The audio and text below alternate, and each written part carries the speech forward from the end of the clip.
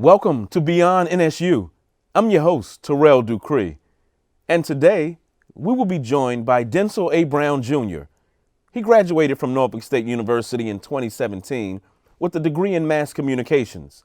While at NSU, Denzil was a member of the Spartan Legion marching band and was also a member of the National Broadcasting Society. Denzil is currently working at Hampton University as a media specialist and is pursuing his master's degree right here at Norfolk State University. Denzil, thank you so much for joining us here on Beyond NSU. I'm glad to be here. We certainly appreciate you and hope that the family and everyone are doing well in these rough times, and we appreciate everyone for joining us. Denzil, let's jump right into it. What actually brought you to Norfolk State? So it's actually crazy. I went to another university first, and I'm not going to name that university, but Okay. I really didn't like it down there, so I wanted to come closer to home. And I was always in band in high school, and I liked Norfolk State's band, so I sent my audition tape, got a scholarship. That's how I came here. Okay. Hey, it's nothing like the Spartan Legion. Of Shout out to them. We already know about you all. Now, of course, you're a 2017 graduate. Yeah. And, of course, going through the band and also maintaining a full load of curriculum is a challenge. Talk to me about your time here at Norfolk State University. It was definitely a challenge being in band and having a full load of classes. It's like we had practice from 3:30 until basically whenever at the time. Right. Whenever we finished up, and after you finished with band practice, you would have to like go to your room, do your homework assignments, but on top of that, memorize music for a show that's coming up on Saturday. So you had to have a lot of good time management. That's a great point. I just wanted to piggyback on that. Talk to me about that time management, having somewhat of a social life. We know that there are challenges going to a historically black college and university with all of the outside experiences. Talk to me about how you maintain both those grades as well as being able to do the things that you wanted to get into. It's definitely a challenge. Like I said, you have to kind of put your work first so you can have fun later. That was my mindset all the way through, so that I could have fun and enjoy campus life. So fast forward to senior year and looking out on the horizon, you're over at Hampton University now currently, but how did that journey take place? So it actually, I didn't have the traditional graduate, find a job in your career, journey. So actually, after I graduated, I couldn't find full-time work. I could always find part-time gigs, freelance gigs here and there. Okay, I'm familiar. So I actually worked as a shipping coordinator at a warehouse until the Hampton University opportunity came about.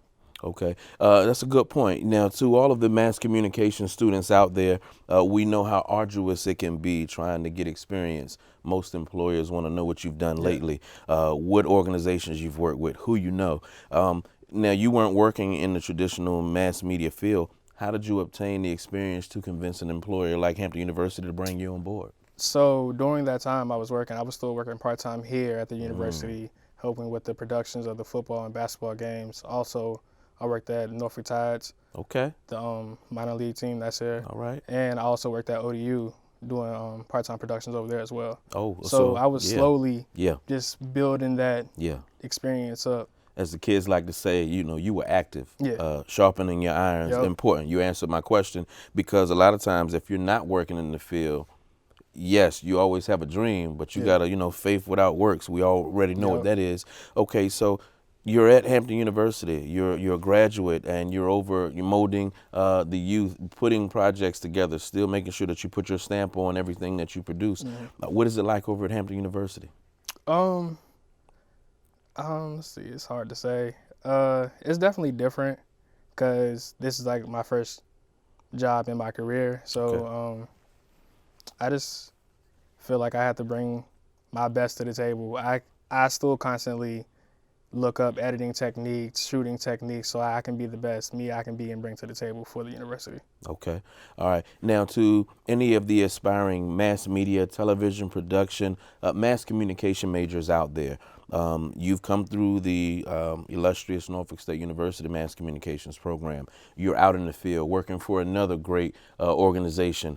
What can you tell a student watching about the perseverance that is needed to be able to make it in this field?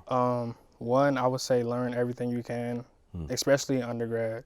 Take advantages of any opportunities, internships, like even if it's just calling to a local station saying, hey, you know, I'm a student at Norfolk State. I just want to come in and like see how y'all do day-to-day activities. I mean, that might be different right now because of COVID, but just taking advantages and stuff like that. Because I didn't start off as a mass comm major. Okay. I started off as a music major. Talk about that. I'll tell you the class that made me want to change. It was Mr. Terry Butler.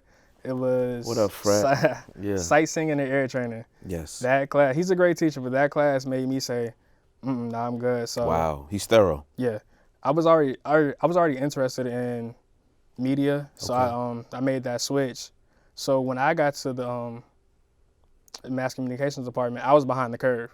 Like I didn't know how to edit, none of that stuff. So that's when I actually linked up with Mr. Gibson, and you can ask him. I was like by him like every day, just like a sponge, absorbing, and just learn as much as I can while I was here. You know, shameless plug, Mr. Gibson is extremely knowledgeable. Just real quick, just because you touched on it, how important is he of a link to you and what you've learned? I'll say like Mr. Gibson definitely helped me be the person I am in my career field today. Like I even have my own business, and like he actually kind of put that thought in my head. Like just being around him, he showed me like the ins and outs of the business, and like I look at him more than like a mentor. He's like a friend. Like I know I can call him, ask him for advice. He can hit me up. I'm there when he needs me. Like it's deeper than, it goes beyond NSU, ironically. Wow. You know, some things don't require a follow-up. Great word, Mr. Denzil Brown. Thank you so much for sharing your story and journey and your jewels for the future generation. You know, we're going to get out of here. And, of course, I wanted to make sure to ask, just because you're involved in so much, what's on the horizon here for you, Denzil? What's next? Right now, you know, I'm just trying to get through grad school.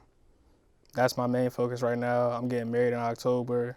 So, you know, you've been holding out on some of the tea. Okay. Yeah, so, you know, once all those get in place, you know, I plan to become a director one day. Okay. All right. And of course, now when you say directing, where do you want to go with that? You know, directing your own, original programs, or? I wouldn't mind directing for a show or station, but my main goal one day is to direct film on Spartan Legion. Post-COVID, everyone is jumping into the podcast lane. You talked about directing possibly for future programming with the Spartan Legion. What do you feel about the podcast realm, and what could you tell someone trying to create content? I definitely feel like podcasts are a great thing now, especially in the times we are in. I would tell anybody that wants to get into it, you know, just get as much content out as you can, and just keep practicing, and just always want to better your craft. Okay, great words. Denzil, thank you so much for joining us. We really appreciate all of that valuable information. That's all the time that we have today on this episode of Beyond NSU. We appreciate you joining us, and we certainly would like to thank our guests for joining us as well. And, please tune in. And until next time, I'm Terrell Dupree. Take care, and be safe, everybody. And most importantly, behold the green and gold.